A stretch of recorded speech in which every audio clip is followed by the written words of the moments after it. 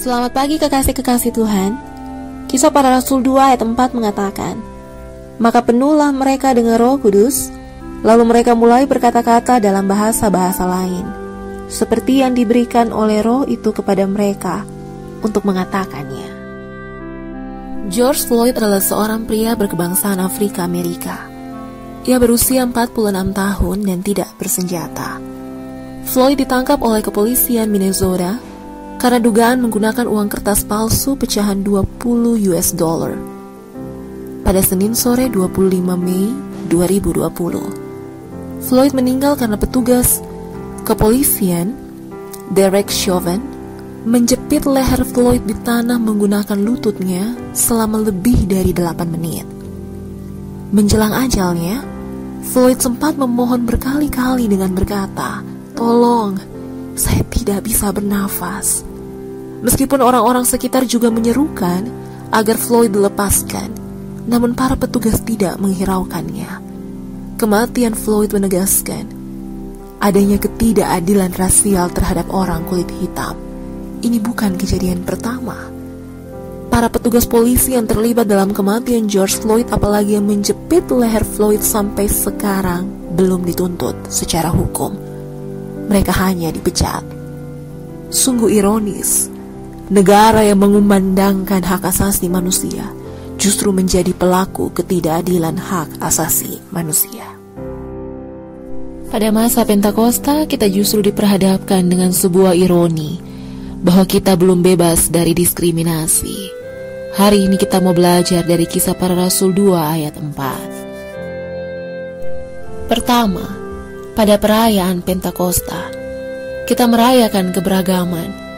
Karena Roh Allah bukan hanya tercurah pada semua pengikut Tuhan yang kira-kira berjumlah 120 orang, tetapi juga menjangkau dan menggerakkan orang Partia, Media, Elam, penduduk Mesopotamia, Yudea dan Kapadokia, Pontus dan Asia, Frigia dan Pamfilia, Mesir dan daerah-daerah Libya yang berdekatan dengan Kirene, pendatang-pendatang dari Roma, baik orang Yahudi maupun penganut agama Yahudi, orang Kreta, orang Arab, hingga mereka tercengang-cengang dan sangat termangu-mangu.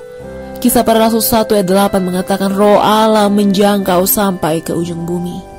Tidak ada diskriminasi, tidak ada pembedaan berdasarkan warna kulit, ras, agama maupun status sosial. Roh Allah menjangkau kita semua. Namun pilihannya ada pada kita. Apakah kita memberi diri untuk diselamatkan atau tidak? Kedua, pada perayaan Pentakosta, kita merayakan kemerdekaan karena Roh Allah memberi kebebasan bagi para pengikut Tuhan untuk bernafas, berbahasa, berkata-kata tanpa kenal takut. Roh Allah memampukan para pengikut Tuhan untuk menyatakan siapa mereka dan memampukan mereka untuk menjalani panggilan sebagai saksi Kristus. Ketiga, pada perayaan Pentakosta, kita merayakan kehidupan. Roh Allah memberikan kehidupan yang baru bagi para murid. Hanya melalui pencurahan Roh Kudus, para murid mampu melaksanakan panggilan pelayanan mereka sebagai saksi Kristus. Keberagaman, kemerdekaan, kehidupan adalah anugerah Allah. Anugerah ini harus disyukuri dan dirayakan. Namun peristiwa yang dialami oleh George Floyd membuka realita diskriminasi, ketidakadilan yang masih hadir di sekitar kita. Mari kita lihat angka perdagangan manusia, kasus pelecehan, penganiayaan hingga pembunuhan terhadap kaum perempuan, anak, kaum disabilitas, LGBT, penderitaan kaum buruh, kaum miskin, mereka yang menderita akibat kebijakan yang tidak adil. Undang-undang Minerba contohnya.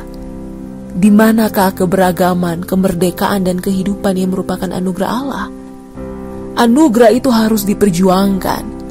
Dalam perjuangan itu kita harus memelihara nilai-nilai Kristiani yang Tuhan ajarkan, yaitu kasih, keadilan, persaudaraan, dan kekudusan.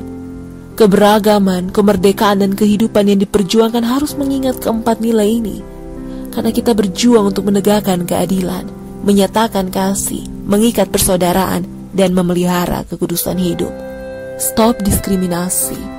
Rayakanlah keberagaman, kemerdekaan, kehidupan dengan perjuangan yang tidak kenal menyerah.